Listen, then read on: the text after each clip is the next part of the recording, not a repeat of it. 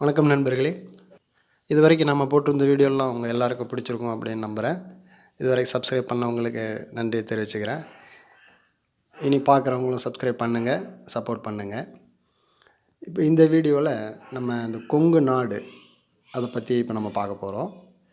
இப்போது கொங்கு மண்டலம் அப்படின்னு பேச்சு வழக்கில் இருக்குது, கொங்கு நாடுன்னு இருக்குது. இது இப்போது தனியாக பிரிக்க போகிறாங்க, ஸ்டேட்டாக அறிவிக்க போகிறாங்க அப்படின்லாம் ஒரு சர்ச்சை ஓடிட்டு இருந்தது. அது அவங்க பிரிக்கிறாங்களோ இல்லையோ அது நமக்கு பார்ப்போம், அது இப்போ நடக்கிறப்ப பார்த்துக்குவோம். இப்போ இது என்ன எதனால் இப்படி சொல்கிறாங்க அப்படிங்கிற அந்த இதில் கொங்கு நாடுனா எந்தெந்த பகுதி சொல்கிறாங்க, என்ன இருக்குது அப்படிங்கிறத பார்ப்போம். வாங்க வீடியோக்குள்ளே போகலாம். இப்போது அந்த கொங்கு மண்டலம் இல்லை கொங்கு நாடு அப்படின்னா இது எதை சொல்கிறாங்கன்னா, டிஸ்ட்ரிக் வந்து மொத்தம் ஒரு 9 டிஸ்ட்ரிக்டை சொல்கிறாங்க. எந்தெந்த டிஸ்ட்ரிக்ட்னு பார்த்தீங்கன்னா, ஃபஸ்ட்டு கோயம்புத்தூர், நீலகிரிஸ், ஊட்டி, உதகமண்டலம். 3வது திருப்பூர், ஈரோடு, சேலம், நாமக்கல், கரூர், தருமபுரி, கிருஷ்ணகிரி. இந்த 9 டிஸ்ட்ரிக்ட் தான் நார்மலாக கொங்கு மண்டலம் இல்லை கொங்கு நாடு பகுதி அப்படின்னு சொல்கிறாங்க. இதில் ஒரு சில ஏரியா உள்ளே இருக்கலாம், இல்லை ஒரு சில ஏரியா வெளியில். இப்போ உதாரணத்துக்கு பழனி, இன்கேஸ் அது இந்த பக்கம் கூட வரலாம், சேர்க்கலாம். இல்லை அப்படின்னா அது இப்போ இருக்கிற திண்டுக்கல் டிஸ்ட்ரிக்டில் இருக்குது. அது ஒரு சில பகுதிகள் அந்த மாறுறதுக்கு வாய்ப்பு இருக்குது. இப்போ இது ஒன்றும் பிரிக்க போகிறதும் இல்லை, மக்கள்கிட்ட எந்த கோரிக்கையும் இல்லை. இப்போது ஆந்திராவிலேருந்து தெலுங்கானா பிரித்தாங்கன்னா அது கிட்டத்தட்ட 50 வருஷமாக மக்கள் ஆந்திரா மக்களே வந்து போராடினாங்க. தெலுங்கானா எங்களுக்கு தனி மாநிலமாக வேணும், நீங்கள் பிரிச்சுருங்க அப்படின்னு சொல்லி போராட்டம்லாம் பண்ணி நிறைய பிரச்சனையாகி அதுக்கப்புறம் தான் அது பிரித்தாங்க. நம்ம தமிழ்நாட்டை பொறுத்த வரைக்கும் இது வரைக்கும் எந்த இஷ்யூவும் அந்த மாதிரி இல்லை, கோரிக்கை இல்லை. மக்கள் வந்து யாரும் அதை பற்றி சிந்தனை கூட பண்ணலை. இது என்ன இஷ்யூனா, இப்போது ஒரு நம்ம தமிழக பாஜக தலைவர் திரு எல் முருகன் அவர்கள் மத்திய இணையமைச்சராக பதவி ஏற்கும் பொழுது அவரோட பயோடேட்டாவில் அவர் வந்து இந்த மாதிரி அவர் ஊர் நாமக்கல் பக்கம்னு போட்டு அந்த ஏரியாவை குறிப்பிடுறதுக்காக கொங்கு மண்டலம் அப்படின்னு போடுறதுக்கு பதிலாக கொங்கு நாடுன்னு போட்டாங்க. உடனே என்ன ஆயிடுச்சு, கொங்கு நாடுன்னு போட்டாங்க, இது வந்து கோயம்புத்தூர் இந்த இதை பிரிக்க போகிறாங்க அப்படின்னு ஒரு சர்ச்சை வந்துருச்சு. அது பிரிக்கிறாங்களா இல்லையோ அதுக்கு அவசியம் இல்லை. நம்ம என்ன டீட்டெயில் அதை மட்டும் பார்ப்போம். இந்த 9 டிஸ்ட்ரிக்ட் சேர்த்து தான் கொங்கு நாடு, கொங்கு மண்டலம் அப்படின்னு சொல்கிறாங்க.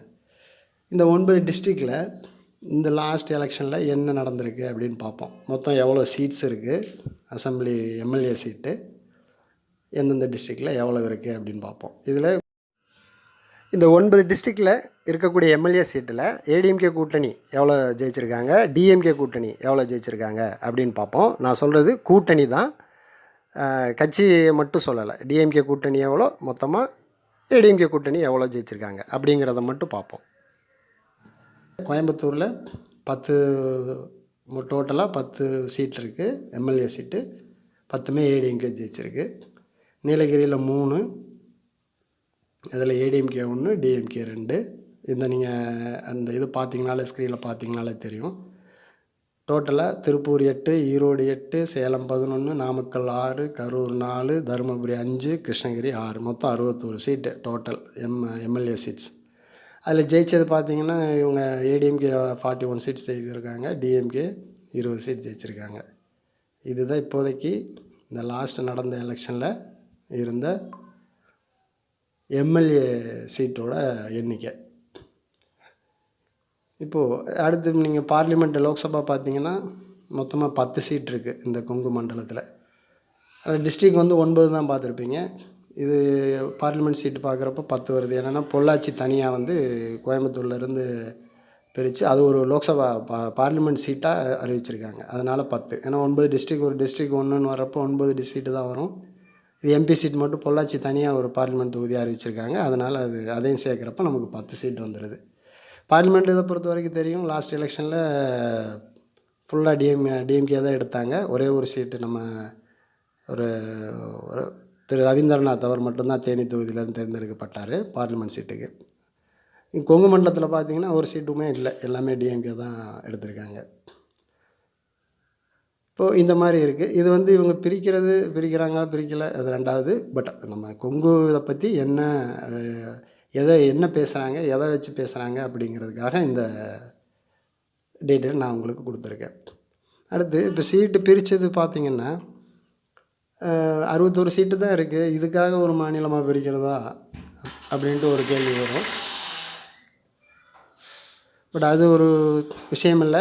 பிரித்து தான் ஆகணும் அப்படின்னு பிரிக்கிறாங்கன்னா அந்த சீட்டு கூட எச்சு கூட பண்ணலாம். 9 டிஸ்ட்ரிக்குங்கிறத அவங்க 10 இல்லை நிர்வாக வசதிக்காக அப்படின்னு சொல்லிட்டு ஒரு 10 டிஸ்ட்ரிக்கோ இல்லை 11 டிஸ்ட்ரிக்கோ பண்ணலாம். சீட்டு வந்து 61லேருந்து உங்களுக்கு 75 80 அந்த மாதிரி கூட பண்ணிக்கலாம். அதெல்லாம் ஒரு விஷயம் கிடையாது. இப்போது 100 சீட்டுக்கு உள்ளே இருக்கக்கூடிய அசம்பிளி என்னென்னு பார்ப்போம். நம்ம என்னென்ன ஸ்டேட் இருக்குது அப்படின்னு பார்ப்போம், சும்மா ஒரு நாலேஜுக்காக. இதில் பார்த்திங்கன்னா கிட்டத்தட்ட ஒரு 16 ஸ்டேட் இருக்குது. இதில் யூனியன் டெரிட்டரியும் இருக்குது. மொத்தமாக நான் கொடுத்துருக்கேன்.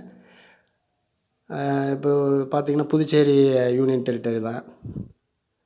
ஸோ ஒரு எண்ணிக்கைக்காக கொடுத்துருக்கேன் பாருங்கள். அருணாச்சல் 60 சீட்டு, அங்கே total MLA seat 60, Chhattisgarh 90, Delhi 70, Goa 40, Haryana 90, Himachal 68, Jharkhand 81 seat, Jammu and Kashmir இப்போ அதை 2ஆக பிரிச்சிருக்கிறாங்க. ஜம்மு அண்ட் காஷ்மீர் அண்ட் லடாக் அப்படின்னு பிரிச்சிருக்காங்க. அதுக்கு பிரிக்கிறதுக்கு முன்னாடி 85 சீட்டு, மணிப்பூர் 60, மேகாலயா 60 சீட், மிசோரம் 40, நாகாலாந்து 60 சீட்டு, புதுச்சேரி நம்ம பக்கத்தில் யூனியன் டெரிட்டரி 33 சீட்டு, சிக்கிம் 32, திரிபுரா 60, உத்தரகண்ட் 70. ஸோ இது அதிகபட்சம் பார்த்திங்கன்னா இதில் ஹரியானா 90 சீட் இருக்குது. நான் மேக்ஸிமம் 100 சீட்டுக்கு கீழே இருக்கிற ஸ்டேட்டை போட்டிருக்கேன். ரொம்ப கம்மின்னு பார்க்குறப்போ புதுச்சேரி வரும், அடுத்து சிக்கிம் வரும், 32 சீட்டு தான். இந்த மாதிரி இருக்குது. இப்போ நம்ம கொங்கு மண்டலம் பிரிக்கிறாங்க இன்கேஸ் அப்படின்னா அது வந்து ஒரு விஷயம் கிடையாது. நிர்வாக வசதிக்காக இவங்க டிஸ்ட்ரிக்ட் வச்சு பண்ணி கூட பண்ணிக்கலாம். இதுதான் வந்து கொங்கு நாடு அப்படிங்கிறதுக்கான டீட்டெயில். இது வந்து உங்களுக்கு நம்ம அடுத்து என்ன நடக்க போகுது அப்படிங்கிறத பொறுத்திருந்து பார்ப்போம். இந்த வீடியோவில் இருக்கிற தகவல் உங்களுக்கு பிடிச்சிருந்ததுன்னா லைக் பண்ணுங்கள், ஷேர் பண்ணுங்கள். ஏதாவது தவறு இருந்தாலும் கமெண்ட் பாக்ஸில் கமெண்ட் பண்ணுங்கள், திருத்திக்கலாம். சப்ஸ்கிரைப் பண்ணாதவங்க சப்ஸ்கிரைப் பண்ணுங்கள், பெல் பட்டன் கிளிக் பண்ணுங்கள். அப்போ தான் நம்ம அடுத்து போடுற வீடியோ உங்களுக்கு நோட்டிஃபிகேஷன் வரும். சப்போர்ட் பண்ணுங்கள். நன்றி, வணக்கம்.